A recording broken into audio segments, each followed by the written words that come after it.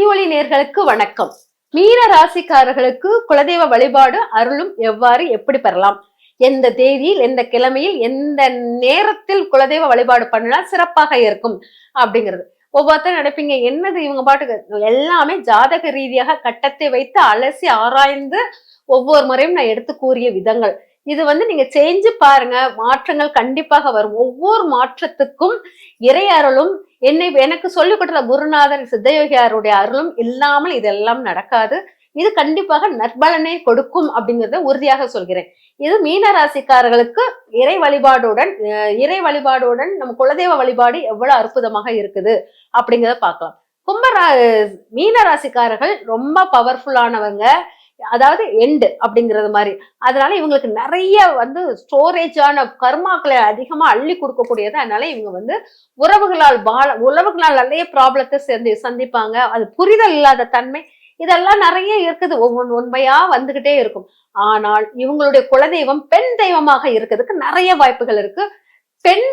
பெண்ணால் அழிவு அப்படிங்கிறது இந்த மீனராசிக்காரர்களுக்கு மட்டும்தான் உண்டு அப்படிங்கிறது சொல்லலாம். பெண்ணால் நிறைய பாதிக்கப்பட்டவர்கள் இந்த மீனராசிக்காரர்கள். ஆனா பெண்கள் இவங்களுக்கு எதிரி மாதிரியே செயல்படுவார்கள். அதனால்தான் இவங்களுக்கு பெண் தெய்வ குலதெய்வமாக இருப்பதாக இருக்கலாம் அப்படிங்கறத எடுத்துக்கலாம். இது கிறிஸ்டனாக எடுத்துக்கோங்க, இந்துவா எடுத்துக்கோங்க, முஸ்லிமா எடுத்துக்கோங்க, அங்க எல்லாருக்கும் பெண் தான் இருப்பா. பெண் தான் முக்கிய குலதெய்வ அம்சத்தில் இருப்பா அப்படிங்கறத எடுத்துக்கோங்க. பெண் மட்டும் இல்லாமல் உறவு நிலையில் உள்ள விஷயங்களில் உறவுகளுடன் சேர்ந்து இந்த குலதெய்வ வழிபாடு பண்ணாதான் இவங்க வாழ்க்கையில் வளர்ச்சியும் முன்னேற்றமும் இருக்கும். அதனால பிரச்சனைகள் நிறைய உருவானாலும் உறவுகளுக்கு முக்கியத்துவம் கொடுத்து நீங்க உங்க குலதெய்வ வழிபாடை எடுத்துட்டு வாங்க. இந்த உறவுகளுக்கு முக்கியத்துவம் கொடுத்து நீங்க குலதெய்வ வழிபாடு பண்ணும்போது உங்களுடைய பணிகள் மற்றும் குடும்ப வாழ்க்கையில் நிறைய மாற்றங்கள் வித்தியாசங்கள் கிடைக்கும். உறவு நிலைகளில் உள்ள மாற்றங்களும் உருவாகும்.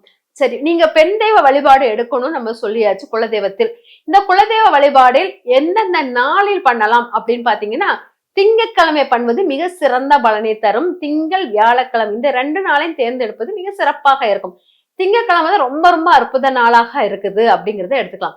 அந்த திங்கட்கிழமை வியாழக்கிழமையும் ரொம்ப அதாவது உங்க வீட்டில் இருக்கும், ஏன்னா பெண்ணால் பிரச்சனை, உங்க வீட்டில் இருக்கும் சுமங்கலி பெண்கள், உங்க வீட்டுல சில பெண் ரொம்ப அச்சுறுத்தப்பட்டிருப்பா, ரொம்ப அவமானப்படுத்து, அந்த பெண்ணை மதித்து அவளுக்குள்ள பரிகாரங்களாக நீங்க எடுத்துக்கிட்டீங்கனாலும் பவர்ஃபுல்லா இருக்கும். அதே மாதிரி ரொம்ப பயந்த சுபாவம் உடைய பெண்ணும் இருப்பா, அவளுக்கு முக்கியத்துவம் கொடுத்து அவளையும் ஒரு மனுஷியாக எடுத்து நீங்க பூஜைகள் பண்ணும்போது மாற்றங்கள் கிடைக்கும்.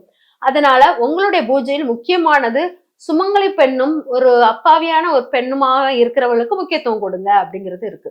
அதே போல் பெண் தெய்வ வழிபாடில் திங்கட்கிழமை எவ்வளவு பவர்ஃபுல் அப்படிங்கிறது, ஒரு அம்மன் கோயில் எடுத்துக்கோங்க.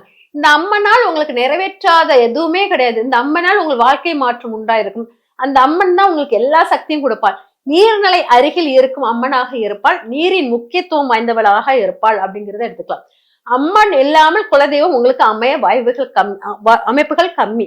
ஏதாவது ஒரு பெண் இறந்து போன ஒரு பவரான ஒரு தெய்வ சக்தி இறந்து போன பெண் உங்களுக்கு கூடையே தொடை நிற்கிறாள், அவளையும் கூட சேர்த்து அம்பாளாக பாவித்து உங்கள் குலதெய்வத்துடன் சேர்ந்து அவளையும் வழிபாடு பண்ணும்போது உங்களுக்கு மிக அற்புத சக்தியாக வரக்கூடியதாக இருக்கும் அப்படிங்கிறத எடுத்துக்கலாம். இந்த அற்புத சக்தி வாய்ந்த அந்த குலதெய்வத்தை நீங்க என்னெல்லாம் பண்ணணும்னா, நீராகாரம், ஆடி மாசத்தில் நீராகாரம் கொடுத்து அம்மன் வழிபாடு பண்ணுவது சிறப்பாக இருக்கும். உங்களுடைய மாதம் ஆடி மாதம், குலதெய்வ வழிபாட்டின் முக்கிய மாதம் ஆடி மாதத்தை எடுத்துக்கோங்க. ஆடி மாதத்தில் திங்கட்கிழமைகளில் நீங்க பூஜை புனஸ்காரம் பண்ணுவது சிறப்பாக இருக்கும். திங்கட்கிழமை பூஜை புனஸ்காரம், ஆடி மாதத்து வெள்ளிக்கிழமையில் உங்க குடும்பத்தில் இறந்த போன ஒரு பெண், அற்புதமான ஒரு ஜீவசக்தி, அதாவது ஒரு இறைசக்தி வாய்ந்த ஒரு பெண் இருக்கா, அவளுடைய இறப்பை நீங்க வெள்ளிக்கிழமை ஆடி மாசத்தை கும்பிடும் போது இன்னும் விசேஷமாக இருக்கும். இந்த ஆடி மாதத்தில் கூழ் படைத்து இந்த கூழ் அதெல்லாம் வச்சு நீங்க கும்பிடும் போது அதுக்கு புடவை சாத்தி கும்பிடுவது ரொம்ப விசேஷமானது. புடவைகளும் நகைகளும் பூக்களும் பெண்களுக்கு வேண்டிய அனைத்து பொருட்களும் வைத்து கும்பிட்டால் உங்க குலதெய்வம் முழுமையான அருள் கிடைக்கும். குலதெய்வம் உங்க கூடையே பயணிப்பது போல் இருக்கும் அப்படிங்கறத எடுத்துக்கலாம். அதனால இந்த பெண் ரொம்ப அற்புத சக்தி வாய்ந்தவள். இவள் என்னன்னா ஜீவ சமாதிக்குரிய தன்மை உடையவள், இரவில் தூக்கத்தில் உயிர் புரியும் தன்மை உடைய பெண்ணாக இருந்திருப்பாள் அப்படிங்கறத எடுத்துக்கலாம். இந்த பெண் குலதெய்வம் கோயில், நீங்க உங்க பெண் குலதெய்வம் இருக்கு இல்லையா, அது பக்கத்தில் இன்னொரு கோயில் இருக்கும். அந்த கோயிலில் ஒரு ஆண் தெய்வத்துக்குரிய அமைப்புடையதும் இருக்கும். அதனால ஒரு பக்கத்தில் குலதெய்வ கோயில் பக்கத்தில் ஒரு கோயில் நல்ல பெரிய கோயிலாக இருக்கும். அந்த கோயிலுடைய தரிசனமும் குலதெய்வம் வேண்டும் போது அந்த கோயிலுக்கும் போய் தரிசனம் பண்ணிட்டு நீங்க வேண்டிட்டு வந்தீங்கன்னா மாற்றங்கள் எல்லாமே உருவாகக்கூடியதாக உண்டு அப்படிங்கறத எடுத்துக்கலாம். இது மட்டுமல்லாமல் உங்களுடைய குலதெய்வத்தில் எந்த தேதியில் வழிபடலாம் அப்படின்னு பாத்தீங்கன்னா 3ஆம் தேதி, 12ஆம் தேதி, 21ஆம் தேதிகளில் வழிபடுவது சிறப்பாக இருக்கும். அது மட்டுமே இல்லாமல் 2ஆம் தேதி, 2ஆம் தேதி மட்டும் இல்லாம 20ஆம் தேதி இந்த நாள்களில் வழிபடுவது மிக மிக சிறந்த நன்மையை தரும் அப்படிங்கறத எடுத்துக்கலாம். இந்த குலதெய்வத்து வழிபாடில் உங்க உறவினர்கள் அனைத்து பேருடன் வழிபாடு பண்ணும்போது குலதெய்வம் ஆத்ம சக்தியுடன் ரொம்ப திருப்தியா இருக்கும்.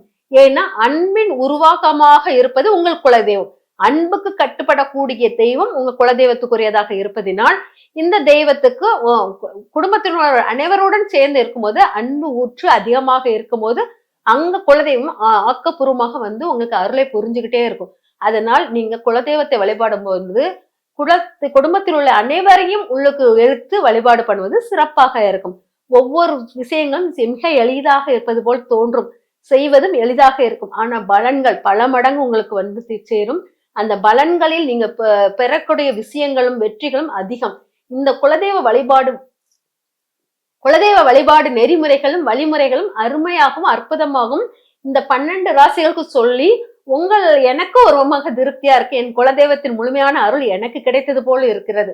அதனால இந்த குலதெய்வத்தின் அருளை நான் உங்க அனைவருக்கும் சொல்வதில் பெரும் மகிழ்ச்சியுடனும் சந்தோஷத்துடனும் இந்த எபிசோட நான் முடிச்சுக்கிறேன். நன்றி, வணக்கம்.